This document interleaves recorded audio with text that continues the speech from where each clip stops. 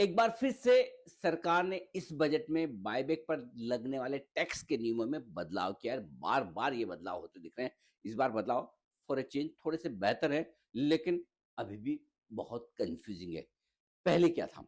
अब तो ये था कि अगर आपको बायबैक में शेयर देने हैं, तो जो कुछ भी पैसा आपको मिल रहा है बायबैक में शेयर देने के लिए, पूरा का पूरा पैसा, वो आपको लगता है एज़ अ डीम्ड इनकम। और डीम्ड इनकम का मतलब है कि आपकी जो भी टैक्स स्लैब है, उसके हिसाब से आपको टैक्स देना पड़ेगा। यानी कि आप अगर हाईएस्ट टैक्स स्लैब में तो 40% तक का टैक्स आपको लग जाता था। सबको लग रहा था भई फिर तो बायबैक कोई अच्छा है ही नहीं, कोई शेयर देगा ही नहीं, बात भी सही है। अब बदलाव किया है, बदलाव क्या किया है कि बायबैक में आप जो शेयर देते हैं, अगर आपके लॉन्ग टर्म में रखे हुए हैं, तो आपको long term capital gain tax देना होगा 12.5%। और अगर शॉर्ट टर्म के लिए रखे हैं, तो आपको देना होगा 15%। यानी कि अब आपके लिए टैक्स हो गया कम इंडिविजुअल्स के लिए, आपके मेरे जैसे लोगों के लिए। लेकिन अगर आप प्रमोटर हैं और प्रमोटर अगर बायबैक में शेयर दे रहे हैं, तो प्रमोटर्स के लिए अगर आप कॉर्पोरेट प्रमोटर हैं, 22% लगेगा।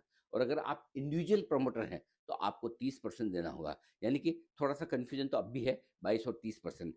ये नियम लागू होने जा रहे हैं 1 अप्रैल से। सो हो सकता है अब से लेकर 31 मार्च तक कुछ कंपनियां धड़ाधड़ बायबैक लाने की कोशिश करें, ताकि प्रमोटर्स को इसका फायदा मिल सके। लेकिन देखना होगा, क्योंकि पुराने टैक्स नियमों में हो सकता है retail shareholders share tender ही ना करें। तो कुल मिला के ये है कि बायबैक में रिटेल शेयर होल्डर्स के लिए नियम तो आसान किए हैं, लेकिन फिर भी कॉम्प्लिकेशन ये है कि 3 अलग-अलग तरह की स्लैब्स हो गई, और वो भी हर बार बदलना थोड़ा-सा बाजार को लग रहा है कि इसके बजाय बेहतर होता है एक ही कोई स्लैब कर दी जाती है और उसी के हिसाब से सबको एक साथ टैक्स लगाया जाता है। अब मुश्किल बात क्या है? मुश्किल ये है कि जिन लोगों को बायबैक लाने का नियम लेना है, वो कौन है?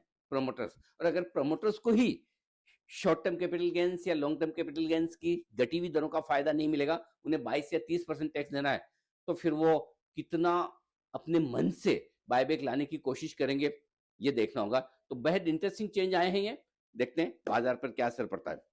बताइए, आप अपना बायबैक का टैक्स घट जाने की वजह से खुश हैं, या प्रमोटर जो 22 और 30% टैक्स देंगे, उसको देखकर लगता है कि आएँगे नहीं बायबैक? अच्छा मानते हैं या बुरा बाजार के लिए? जल्दी से अपने विचार लिख भेजिए।